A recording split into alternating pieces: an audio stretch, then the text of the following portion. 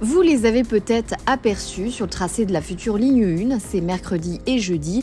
Les trolleybus électriques ont été déployés pour des tests grandeur nature. Les objectifs de ces essais, évaluer le comportement mécanique mais aussi électrique des véhicules sur la totalité du parcours.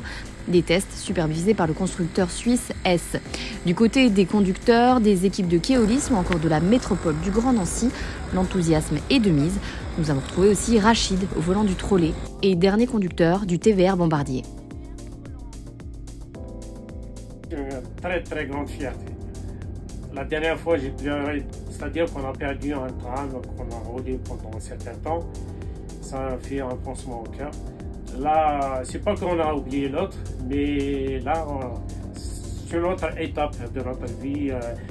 Conduire un véhicule pareil, sincèrement, c'est quelque chose. Le 5 avril, voilà, le 5 avril, je serai le premier peut-être à le conduire, à sortir du dépôt, et puis voilà quoi. Sincèrement, c'est génial, c'est génial. Un très bon choix.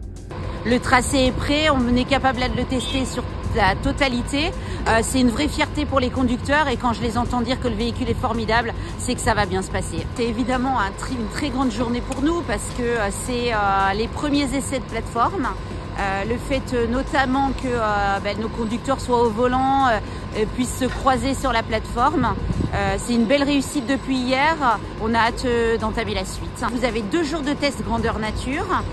On a déjà formé 58 conducteurs sur les 92 qui sont nécessaires pour le 5 avril et puis sur les 250 que nous attendons pour la suite.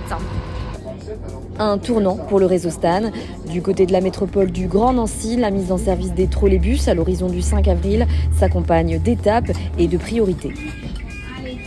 Ce qui est à faire de très important, c'est la formation des conducteurs, que vraiment ils arrivent à s'approprier l'ensemble du trajet, le perchage, déperchage à des endroits, puisque nous serons des fois sur ligne aérienne et des fois sur batterie. Pouvoir bien l'avoir en main, bien appréhender les distances, les freinages, les accélérations, de telle sorte d'avoir une vitesse commerciale qui soit acceptable. C'est un investissement important pour la métropole et cet investissement, il va falloir l'optimiser, faire en sorte qu'il soit vraiment bien utilisé pour pouvoir bien justifier l'investissement qu'on a pu faire.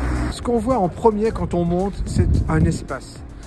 Il a beau faire 24 mètres comme l'ancien tram sur pneu, mais on a l'impression, mais c'est pas une impression, on le voit comme ça, il a un bel espace, on circule dedans, on a une visibilité.